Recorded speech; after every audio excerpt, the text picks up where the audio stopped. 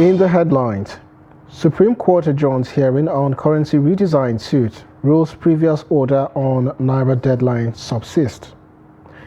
Protests erupt in Delta, Oyo, others over naira scarcity, banks' ATMs destroyed. Residents in bandits-infested communities express uncertainties on forthcoming election. And on the foreign scene, Zambia grants 8 Croatians bail in child trafficking case.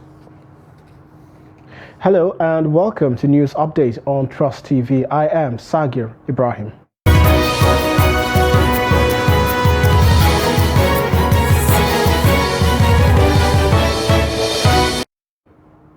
Hello and welcome once again. The Supreme Court of Nigeria has adjourned hearing on a motion by 7 states seeking to join suits challenging the naira redesign policy as co-plaintiffs. Trust TV's Shafiu Suleiman reports that 7 more states indicated interest in joining the suit originally initiated by Kaduna, Kogi, and Zamfara state government against the Attorney General of the Federation. Bayelsa and Edo states also applied to be joined as co-defendants in the suit. Take a look. Kaduna, Zamfara and Kogi states first approached the Supreme Court challenging the federal government cashless policy and 10 February deadline for the phase-out of 200, 500 and 1,000 old naira notes from circulation. They prayed the apex court to restrain the central bank from enforcing the February 10th deadline. The Supreme Court had on the 8th of this month granted an ex parte order directing that both old and new naira notes should be in circulation pending the hearing of the substantive matter scheduled for today. At the resumed hearing on Wednesday, Katsina, Lagos, Cross Rivers, Ogun and Sokoto applied to be joined as co-plaintiffs, while Edo and Bayelsa sought to be co-defendants. We are working towards solving this problem. It's a national problem, and we are working towards solving this problem. There aren't two sides. We are affected on both sides. We are trying to solve it. Please, I want you to know the government is not deliberately frustrating the plaintiffs. This is a problem that we are trying to solve. With a little time, it will be solved. The court order of 8th of February restraining the defendant is still subsisting, and the court confirmed now, and the implication of that is that the old notes still remain as legal tender in this country. The policy or directive given by the CBN governor becomes inconsequential in the light of the fact that the court has extended the lifespan of the interim order it granted on the 8th of February to the fact that the old notes and the new notes, all of them are legal tenders in Nigeria. The 7-man panel of Supreme Court granted motions to accommodate the interested parties and those with similar applications and asked them to consolidate and harmonize their positions and deposit such with the court registry for hearing. On its earlier restraining order, the panel of justices maintained that the order subsists pending determination of the matter. Shafiu Suleiman, Trust TV News, Abuja. Also, protests erupted in no fewer than 4 states this Wednesday as the Supreme Court adjourned ruling in a suit filed by some state governments against the February 10 deadline for the use of the old notes. Nigerians who expected a definite position from the court were disappointed with the adjournment, which left them to cope with the pains of surviving with no new notes and the rejection of old notes by vendors. Angered by the decision and the silence from the presidency, some youth took to the streets to vent their frustration. In Ibadan, the Oyo state capital, the protesters burnt tires across major roads of the ancient city, barricaded major routes, and disrupted economic activities across the state. Some of them urged the central government to urgently address the situation before things get out of hand. Price of goods has increased. Then we also have fuel scarcity. This is enough to incite Nigerians to come on street to send this administration back home, because this is not what they promised Nigerians in 2014 when they are coming. For now, you understand the governor is on his campaign tour, and is someone who is very concerned about the welfare of the people. And I believe very strongly the governor is going to address the situation to the best of his capacity. In Delta State, angry youth set two commercial banks' ATMs on fire, vandalized campaign materials, and vowed that elections will not hold until the crisis is addressed. The police later mounted roadblocks around the area to stop the protesters from burning any government property. Meanwhile, the state governor and vice presidential candidate of the People's Democratic Party, Ifeanyi Okowa, has appealed to citizens of the state and Nigerians to remain calm amidst the scarcity of the new naira notes. Okowa, in a statement by the State Commissioner for Information, Charles Anyago, in Asaba, called on the Central Bank of Nigeria and the monetary authorities to take further steps in increasing the money supply in the system. The Naira note scarcity protest also rocked Ilorin, the Kwara state capital, as protesters barricaded and made bonfires on some major streets such as Gambari, Ogidi, Oko-Olowo, among others. The angry protesters said the scarcity of Naira has brought untold hardship to them, as they have been unable to carry out any business transaction. Filling station, they didn't collect the old money from us, and the bank too, they didn't collect anything from us. So we are a driver, we are driving a motor, but we don't have option to go to anywhere, because when we go to filling station now, they will not accept the money from us. So everybody are versing. In Edo State, no fewer than 3 persons lost their lives during the violent protest that erupted on Wednesday morning in parts of Benin City. The protesters attempted to break into the state branch of Central Bank of Nigeria, located along Akpakpava Street, a commercial nerve center in Benin City, where most commercial banks are also located. Thereafter attacked some commercial banks located in the area. Well, interesting scenes there. Also, Ondo State Governor Rotimi Akeredolu has asked President Muhammadu Buhari to direct the Governor of the Central Bank of Nigeria, Godwin Emefiele, to reverse the naira redesign policy immediately. Governor Akeredolu said both the new and old notes should be allowed to coexist, noting that despite an existing court injunction, the old notes seem to have ceased to be legal tender in the country.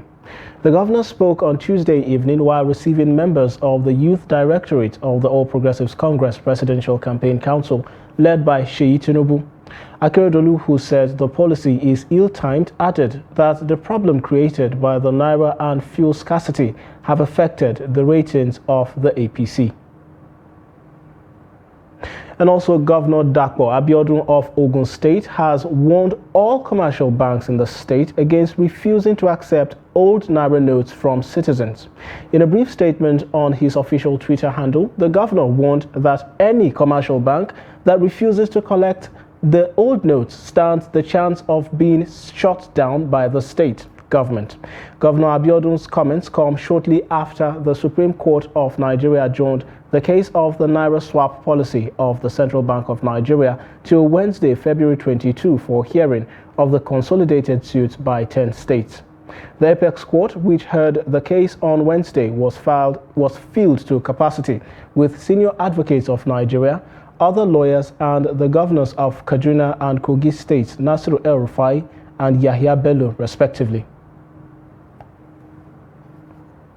Also, many Katsina communities are under constant attacks from bandits. From Gangara in Jibia to Damari and Meiboko in Sabwa and Dandume local government areas. Most communities are now bandit strongholds. In view of the raging banditry, there are questions whether or not elections will hold in these communities. Well, Abdullahi Yamadi asked residents of Jibia, Batari, Safana and Sabwa local government areas how they intend to vote during the upcoming polls. Take a look.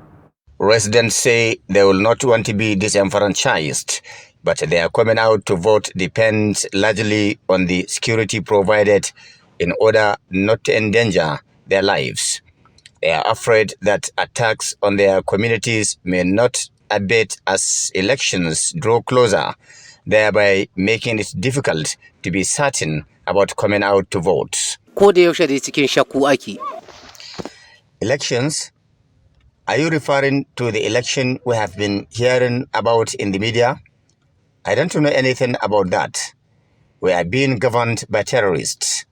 Did you see any government presence here? Anyway, we have had a polling unit here, but can they come on election days? Only time can tell.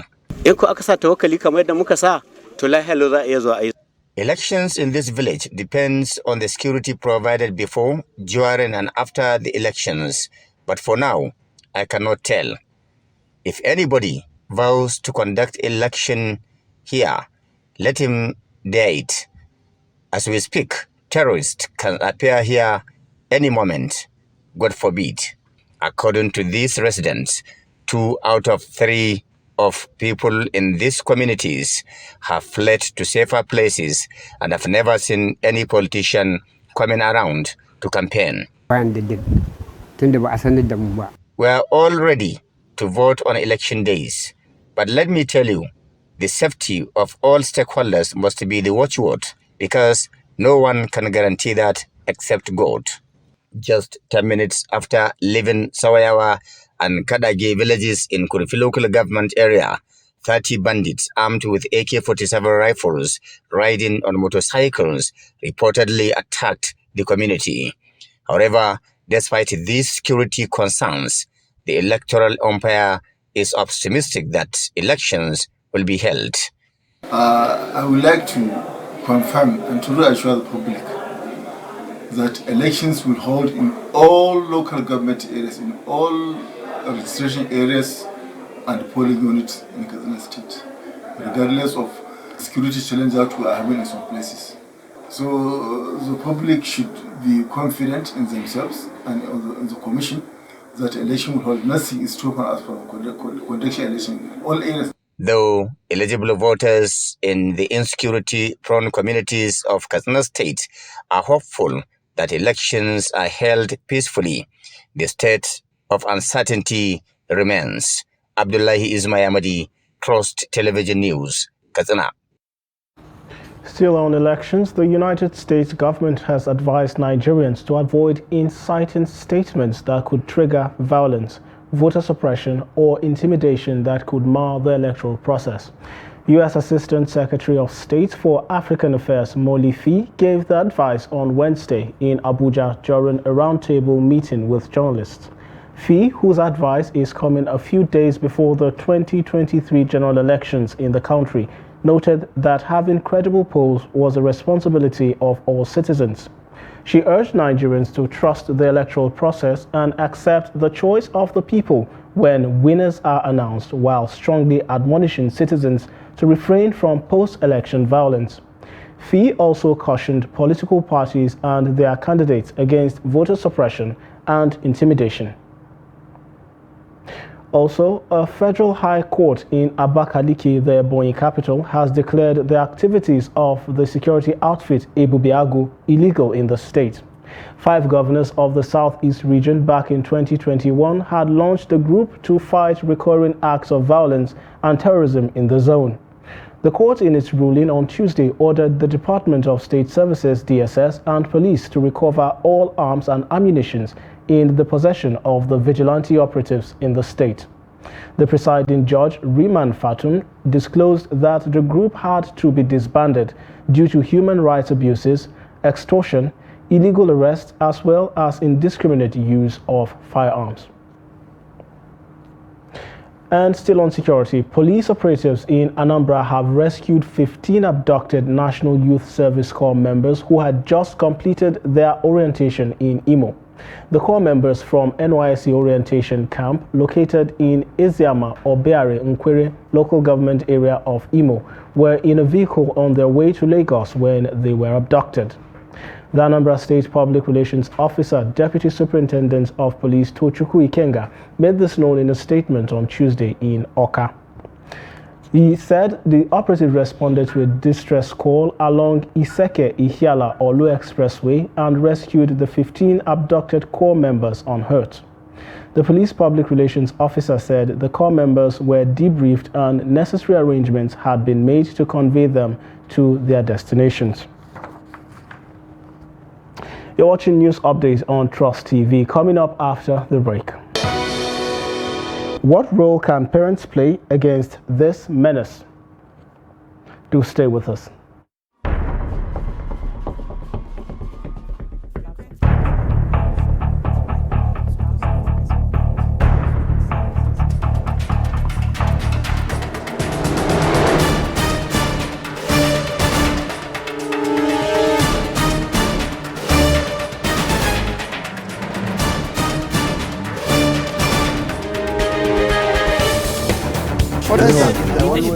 That's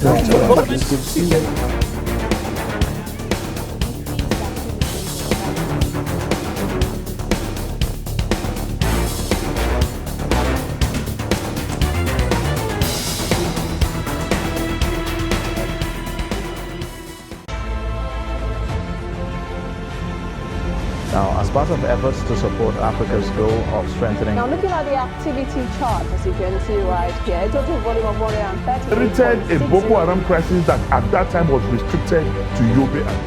How secured are they? You can see security men with blood. This is the road leading up to the... Already, if you look at English squad, you are looking at EPL, you are looking at their names. You are not looking at...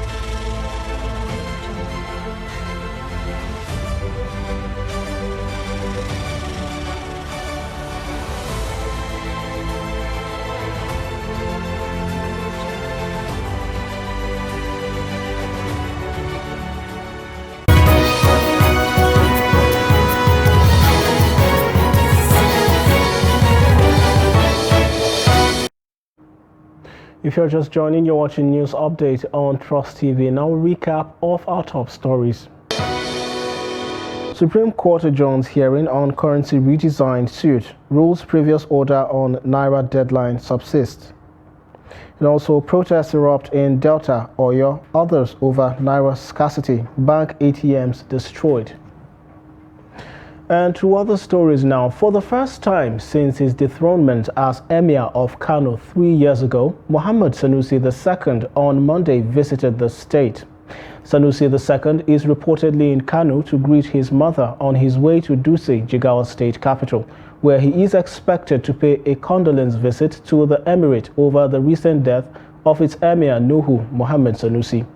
Sanusi II, who is also the leader of the Tijaniya sect in Nigeria, is also expected to congratulate the new Emir, Hamim Nuhu Sanusi.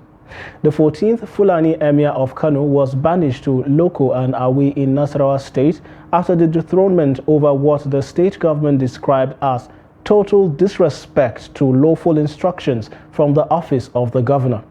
The action was, however, declared as illegal and unconstitutional by the Federal High Court in Abuja, after which he was allowed to freely travel to all places of his choice. And also, religious community leaders and other stakeholders in Kaduna society believe that taking Almajiri and other vulnerable children off the street is not the responsibility of government alone, but parents and the community have roles to play. They believe that out-of-school children in northern Nigeria is a social menace that needs to be addressed for socio-economic development of the region. Take a look at this report. Children roaming the street without proper care and education is common sight in many northern cities.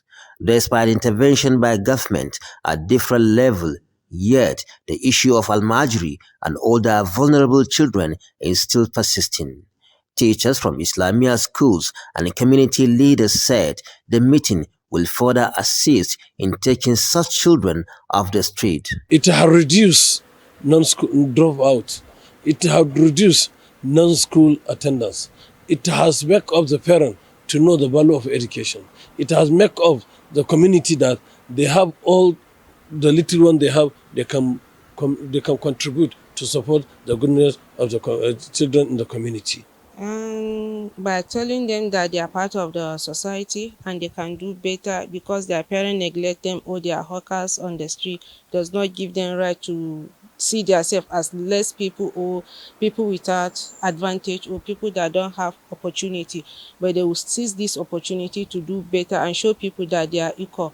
The representative from the Office of the Special Advisor to the President on Social Investment reiterates government commitment to address the risk such children are exposed to in northern Nigeria and in the country at large. Engage key stakeholders, including the parents, to show them the importance of having these children go and access this learning.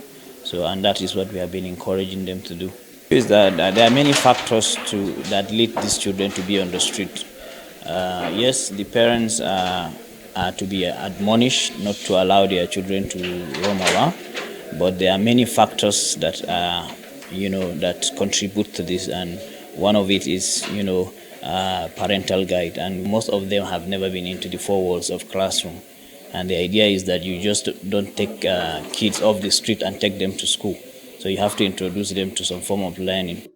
Vulnerable children who lack social protection and luxury of basic formal education but roaming the street could be used against the society if they are neglected by the government and the society.